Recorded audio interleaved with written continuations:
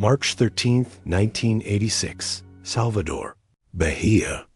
A seemingly ordinary Thursday in the neighborhood of Amaralina, a traditionally quiet and residential area of the capital of Bahia. The sun shone brightly, typical of the northeastern summer, although a brief. Tropical rain had fallen earlier in the morning, leaving the air humid and heavy. It was in this setting that Carlos Eduardo Ferreira, 42, a university history professor at UFBA, and his wife Mariana Souza Ferreira, 38, a psychologist with a private practice in Rio Vermelho, were last seen. The couple lived in a two-story house on Rua das Hortensias, a relatively quiet residential area just 800 meters from the beach. Married for 15 years, they were known in the neighborhood as reserved but cordial people.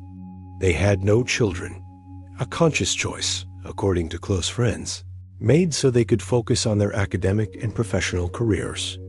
Carlos was pursuing a PhD and preparing a thesis on social movements during the military regime, while Mariana specialized in child trauma, mostly working on social projects.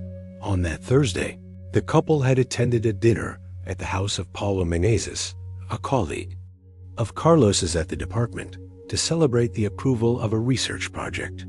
According to Paulo and the other 4 guests present, the evening went by normally. The couple left around 11:40 p.m., saying they needed to wake up early the next day.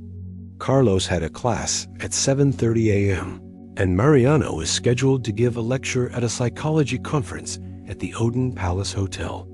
They were normal, maybe Carlos a bit quieter than usual, but nothing alarming, Paulo recalled in his initial police statement.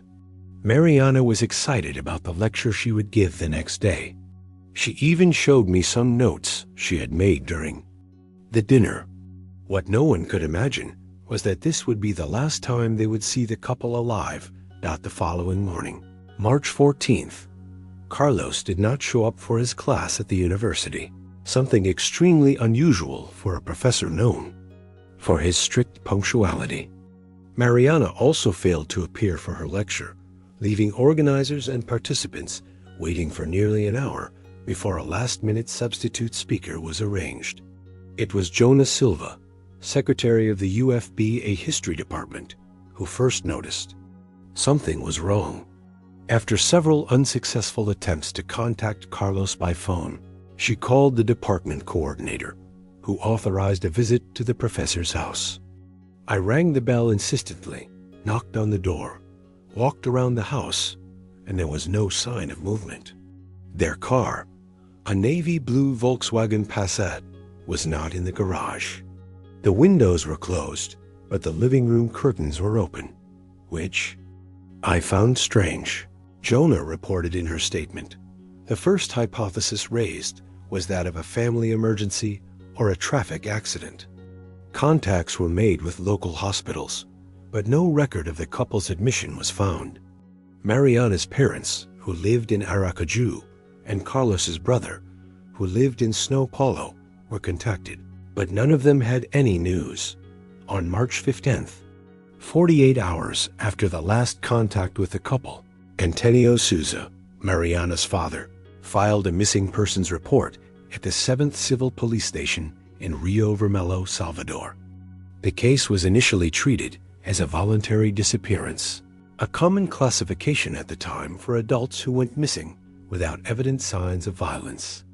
The first searches focused on hospitals, bus terminals, and even inns along the northern coast, considering the possibility of an unreported trip.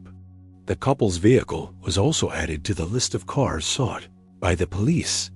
Authorities conducted a preliminary inspection of the house, accompanied by Mariana's father, who had a spare key. Nothing appeared out of place. Clothes in the wardrobes, personal documents in the drawers, including passports. There were no signs of forced entry or struggle. The only noticeable thing was a slight odor in the kitchen, which was attributed to food decaying in the fridge.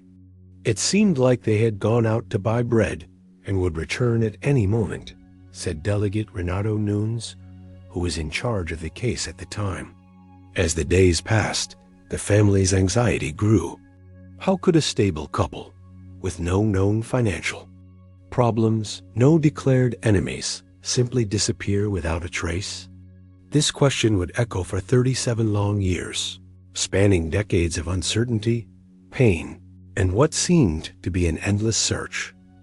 If you want to follow more cases like this, which shake society and reveal hidden truths, subscribe to the channel to not miss any investigation. The first few weeks after Carlos and Mariana's disappearance were marked by intense mobilization. University colleagues, Mariana's patients, and family members organized search efforts throughout Salvador. Posters with their photos were put up in strategic points of the city, from the Barra Lighthouse to Pelourinho.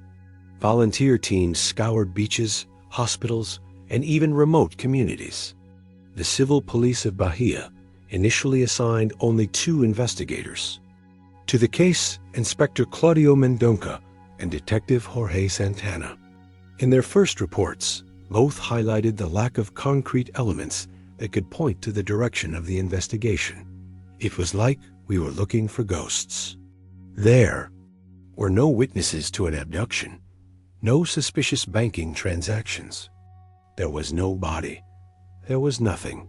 Inspector Mendonca wrote in his report dated April 2, 1986. The first clue came when the couple's vehicle, the navy blue Passat, was found abandoned on April 8, 1986, in the Porto da Barra area, approximately 7 kilometers from their residence. The car was locked, with no signs of tampering, and parked properly. Inside, there was only a pair of sunglasses belonging to Mariana and a book by Gabriel Garcia Marquez in the back seat.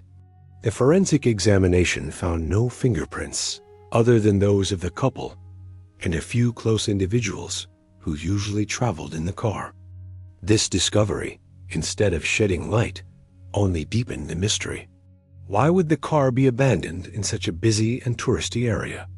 Had they willingly gotten into another vehicle? Had they been forced into another car? The investigation unfolded along 3 main lines: their professional lives, their personal relationships, and the possibility of a premeditated crime. At UFBA, Carlos's colleagues were thoroughly interviewed. It was discovered that he was conducting research on student movements during the military dictatorship, a topic still sensitive in 1986, just 1 year after the regime's end. Some colleagues mentioned that Carlos had commented on important documents he had recently discovered, but no one could specify what they were. Carlos was excited about some discovery, but he was very reserved about the details. He only said it could change some historical narratives, reported a department colleague. The hypothesis that his research might have angered powerful people gained traction, especially considering the political context of the time. However, there was no concrete evidence to support this theory, and the research material found in Carlos's office did not indicate anything extraordinarily compromising. As for Mariana, her patients were discreetly contacted.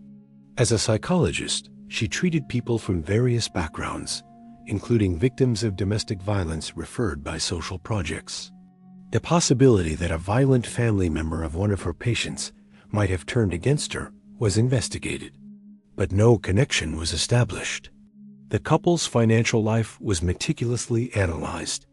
Their bank accounts showed normal spending patterns, with no large withdrawals or suspicious transfers in the days leading up to the disappearance. They had a stable financial situation, with no significant debts. The only unusual element was a deposit of 3,500,000 highs, approximately equivalent to 8,000 in current values, made by Carlos 3 days before the disappearance. According to family members, the money was intended for the renovation of the roof of their house. Interviews with neighbors revealed an intriguing element. An elderly neighbor, Donna Carmen Oliveira, 76, reported seeing a large black car, similar to those used by officials, parked in front of the couple's house in the early hours of March 14th to 15th. According to her, two well-dressed men in suits, despite the heat, stayed inside the vehicle for about an hour. Donna Carmen couldn't specify the car model, nor could she see the license plates. I thought it was strange to see men in suits at that hour. I thought they were politicians or important people visiting the professor because he knew a lot of people. But it was too late for visitors, she said. This testimony raised the possibility of surveillance or even an organized operation, but it was also met with skepticism by the investigators, as no other neighbor confirmed the presence of the vehicle. And considering the witness's advanced age, a promising lead came from a gas station attendant on BR 324, the highway linking Salvador to Feira de Santana.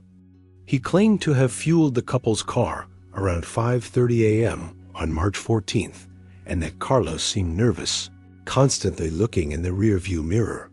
Mariana, according to the attendant, was in the passenger seat, apparently asleep. This information suggested a possible voluntary escape, but the reliability of the witness was questioned after it was discovered that he had given false testimonies in other cases.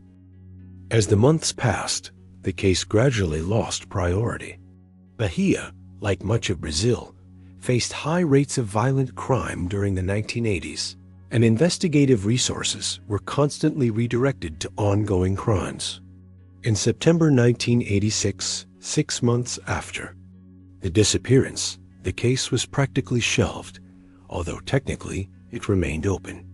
The couple's house was put under the care of Carlos's brother, Rodrigo Ferreira, who temporarily moved from São Paulo to Salvador to handle legal matters.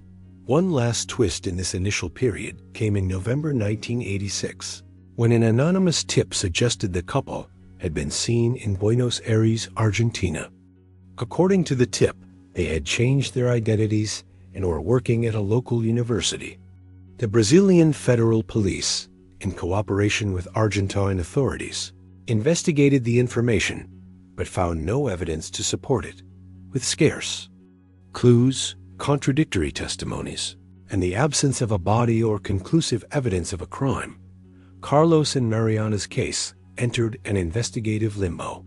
For the authorities, it became just another unsolved case. For the families, however, it remained an open wound, an absence that never normalized. The first anniversary of the disappearance was marked by a mass at the Church of Nossa Senhora da Vitória and a small protest in front of the Public Security Secretariat, calling for the effective reopening of the investigation. The event received minimal media coverage, overshadowed by political and economic events of the time. In the following years, the case would be revisited sporadically, always without significant progress, fueling increasingly elaborate theories, far removed from reality. The mystery of the Ferreira couple, as it came to be known, gradually transformed into an urban legend in Salvador. One of those cases everyone vaguely knows, but no one can explain for certain. Years piled up on the mystery, like layers of dust. The 1980s gave way to the 1990s, which in turn made way for the new millennium. Salvador transformed, Brazil changed, technologies evolved, but the case of the Ferreira couple remained frozen in time, an unsolved equation waiting for new variables. In 1994, 8 years after the disappearance, a glimmer of hope appeared when the TV Globo program Linha Direita dedicated an episode to the case. The dramatized reconstitution of the events generated more than 30 calls with information about possible sightings of the couple in different parts of the country. All leads were verified by the civil police of Bahia, but none proved to be concrete. The case gained new attention in 1997 when Marcos Antonio Lima, a former military police officer who had worked in intelligence during the military regime, published a memoir in which he briefly mentioned a university professor from Salvador who had stirred up trouble by investigating classified documents. Although he did not mention names, the reference was enough for Carlos's family to file a lawsuit demanding clarification.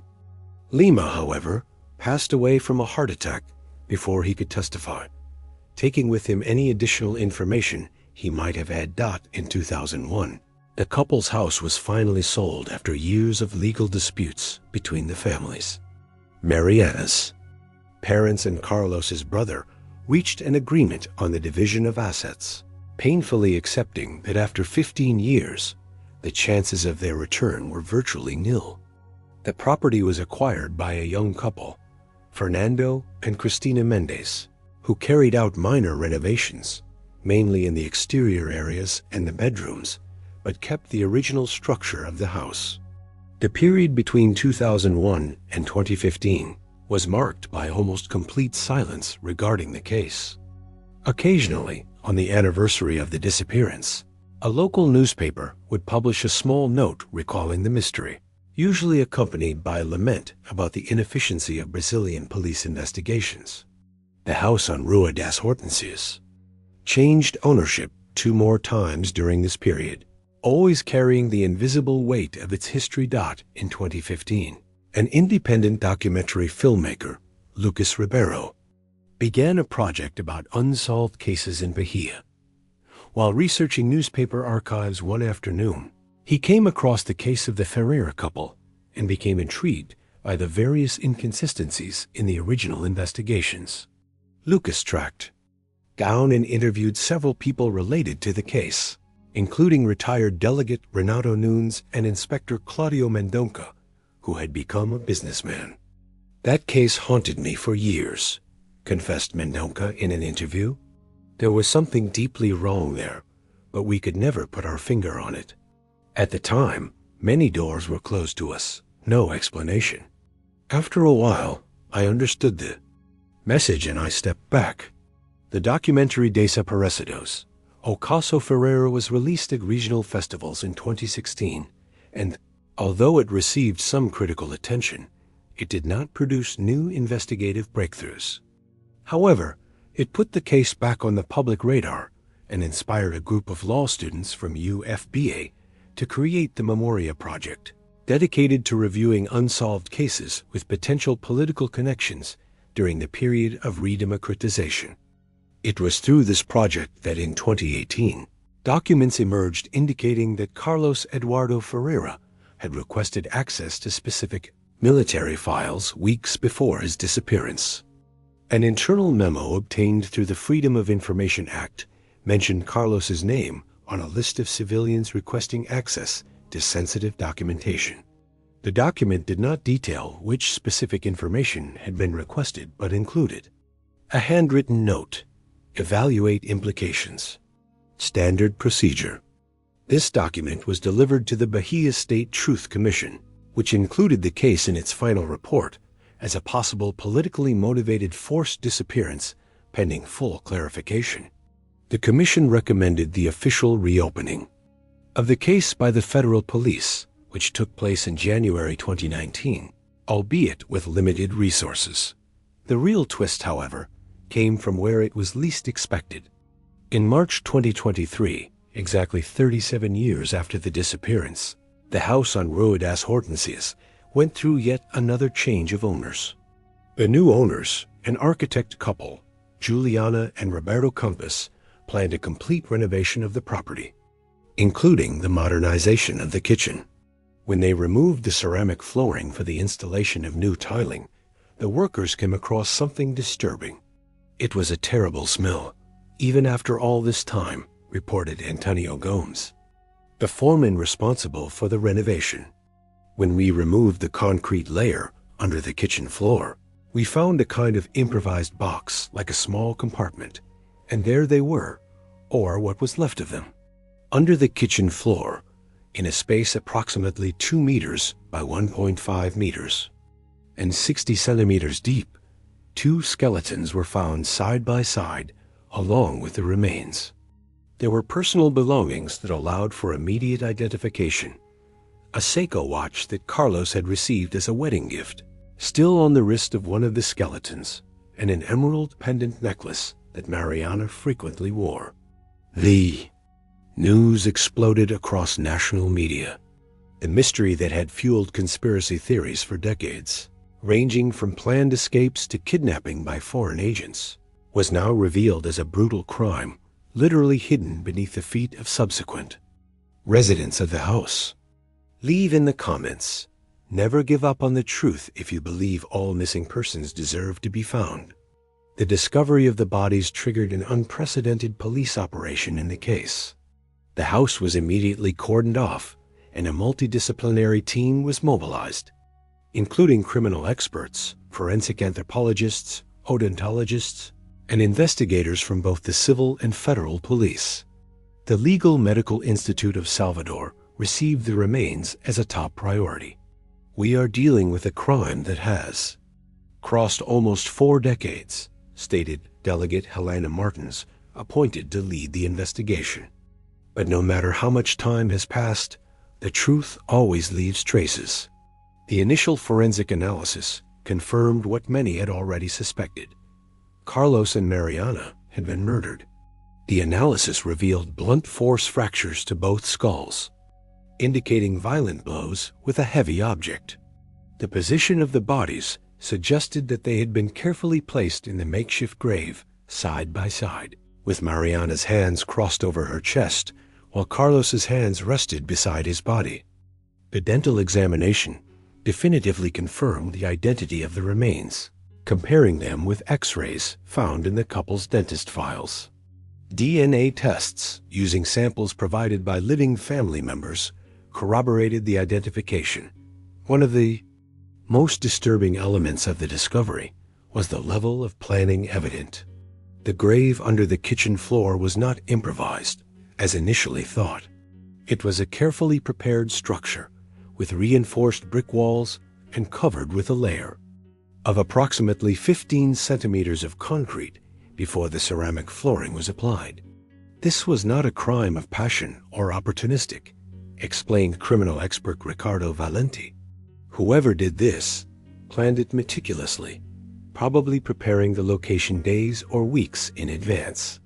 Considering the depth and structure, we estimate it would have taken at least 12 hours of uninterrupted work to construct this compartment.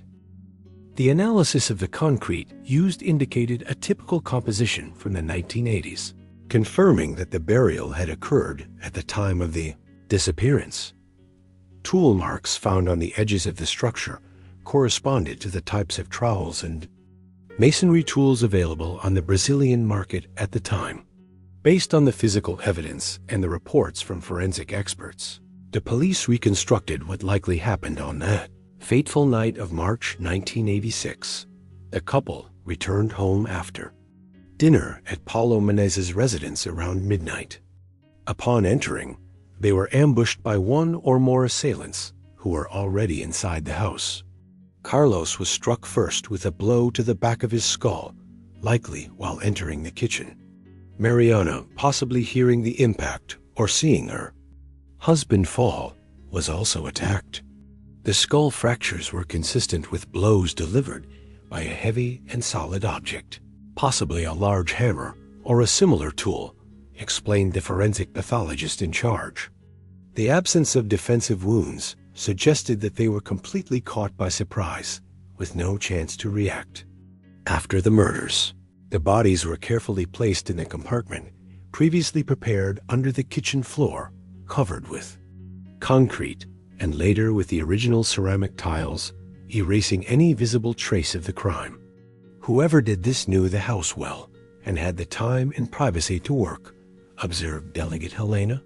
This was not a random invasion. The assailants had a specific objective and knowledge of the location. One of the most puzzling issues for investigators was how the perpetrators managed to completely clean the crime scene. A violent death like this would certainly produce a considerable amount of blood, especially considering the cranial injuries.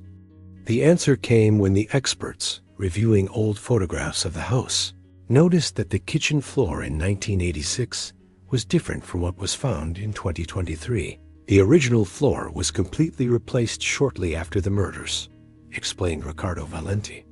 This means that in addition to preparing the underground compartment in advance, the criminals also brought material to completely redo the kitchen's covering. This indicates considerable resources and a level of planning that goes beyond that of a common criminal.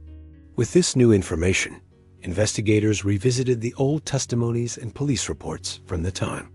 The testimony from Donna Carmen Oliveira, the elderly neighbor who reported seeing an official car and men in suits in the early hours after the disappearance, gained new relevance.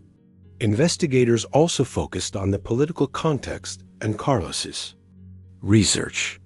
Documents from the Truth Commission and newly released files from the former National Information Service, SNI, revealed that Carlos had been investigating Operation Radar, an action coordinated by military repression agencies during the dictatorship to eliminate members of the Brazilian Communist Party between 1973 and 1976. Carlos had discovered links between certain officials still active in 1986 and forced disappearances during the dictatorship, explained Roberta Santos, a historian who assisted with the investigation. In particular, he had located documents suggesting that certain unofficial operations continued even after the formal democratization of Brazil. This line of inquiry led to a specific name, Colonel Augusto Vieira, a military officer who in 1986 was working in military intelligence in Salvador. Vieira, who had passed away in 2011, was mentioned in documents as the regional supervisor of counterintelligence and appeared in photographs from social events alongside civil and military authorities from the time. A crucial breakthrough occurred when investigators located Jorge Medeiros, a former driver for Colonel Vieira. Initially reluctant to speak, Medeiros eventually provided a shocking testimony after being guaranteed protection. The colonel was obsessed with the professor, said Medeiros. He said Carlos was stirring up a hornet's nest and some secrets needed to stay buried. On the night of March 14th, I was instructed to drop him off at Rua das Hortensias and return only when called.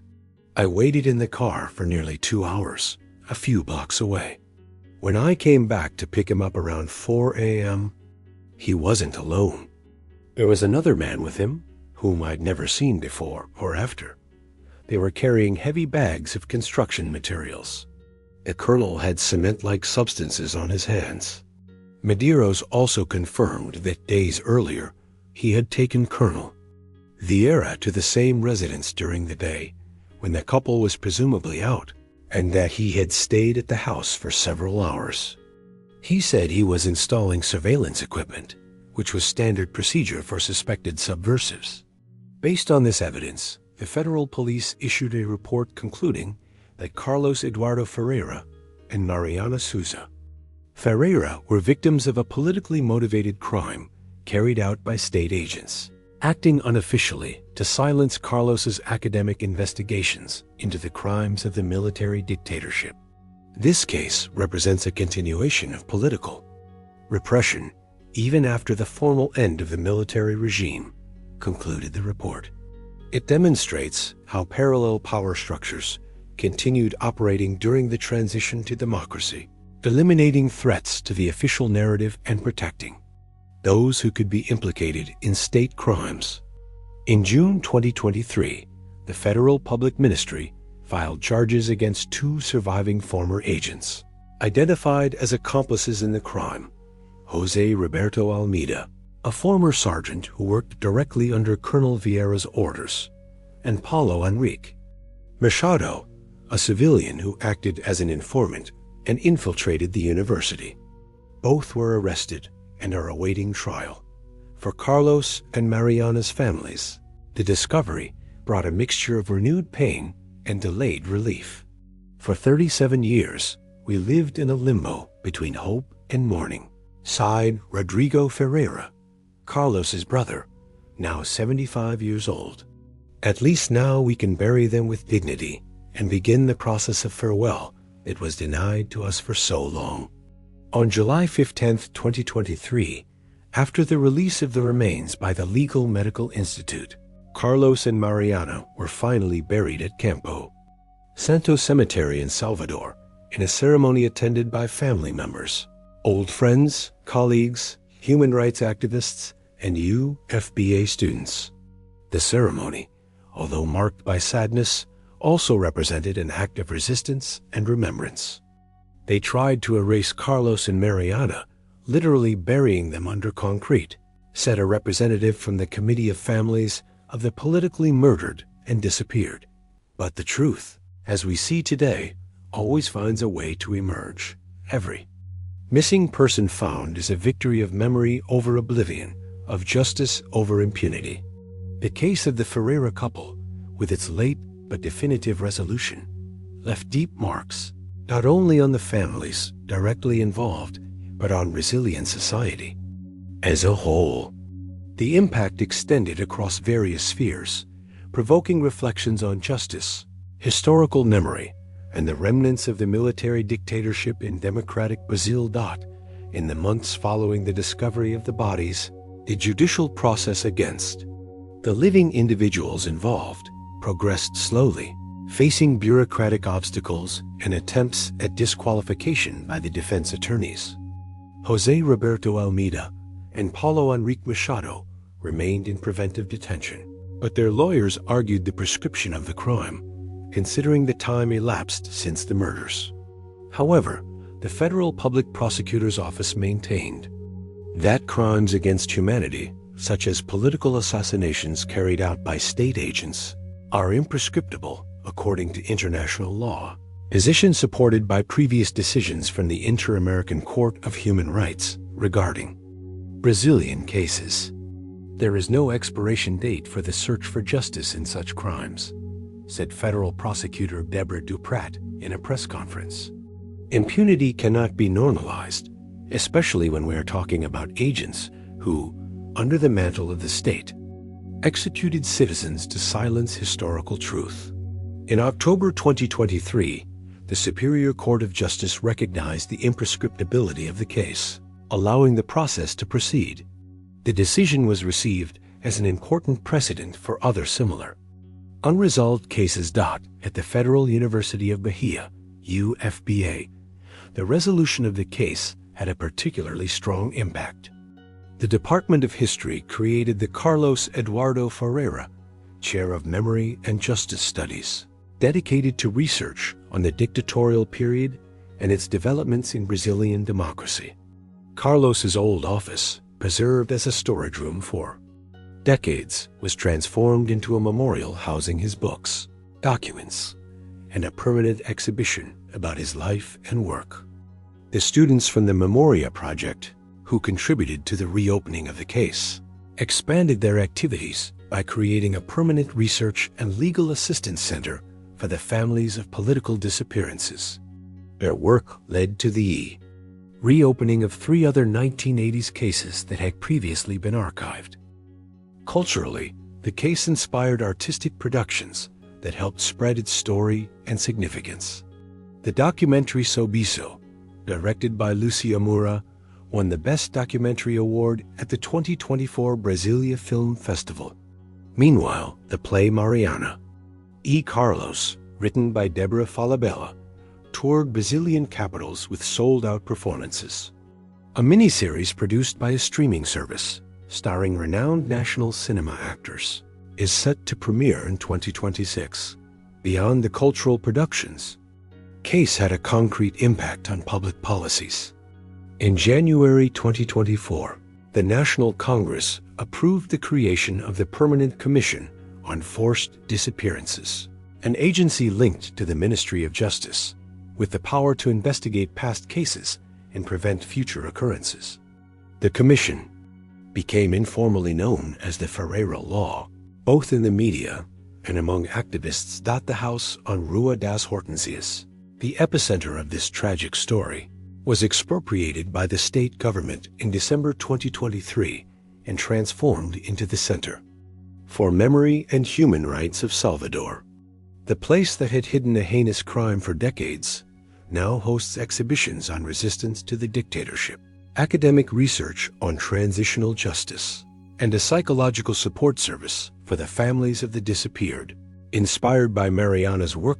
In the kitchen, where the bodies were found, a glass plaque in the floor allows visitors to see the compartment where the remains were concealed for 37 years, accompanied by an inscription, "Never forget, never again."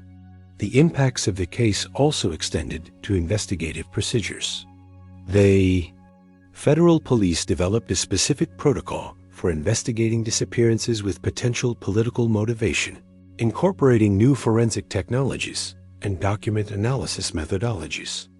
The Ferreira Protocol, as it came to be known, has already been applied in dozens of old cases, resulting in the resolution of 5 disappearances by August 2025.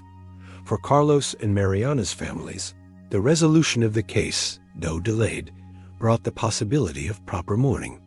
"For almost 4 decades, we lived in an emotional limbo," said Clara Souza, Mariana's sister, now 72 years old. "Every Christmas, every birthday, every special date came with doubt. Should we celebrate as if they were alive somewhere, or mourn as if they were dead? Now, at least, we can visit them in the cemetery, bring flowers, talk to them somehow." Antonio Souza, Mariana's father, passed away in 2012 without knowing his daughter's fate. Carlos's mother, Lucia Ferreira, at 93 years old in 2023, was finally able to say goodbye to her son. "My mother waited for this moment for almost half her life," commented Rodrigo Ferreira.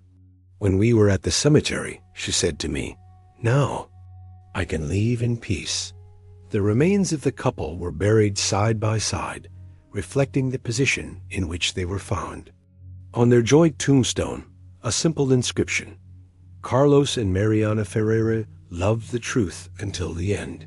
The trial of Jose Roberto Almeida and Paulo Henrique Machado is scheduled to begin in September 2025. Regardless of the outcome, the case has already established itself as a landmark in the history of Brazilian transitional justice, demonstrating that even after decades, the truth can emerge and justice, although delayed, can still be sought. The mystery that for 37 years fueled speculation, conspiracy theories, and urban legends has finally reached its conclusion.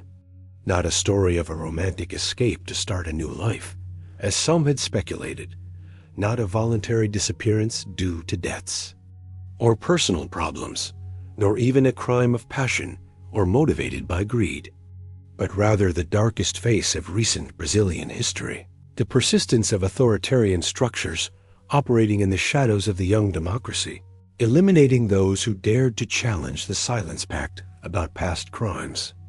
The story of Carlos and Mariana Ferreira, now fully known, serves as a reminder that democratic building is an ongoing and fragile process that requires constant vigilance. Their lives were interrupted because they believed in the power of historical truth and the importance of confronting the past to build a more just future. The legacy they leave transcends their individual existences, becoming a symbol of peaceful resistance and the tireless pursuit of truth and justice, values for which, unknowingly, they ended up sacrificing their own lives. If you watched until here, it's because you care about these cases that mark families forever.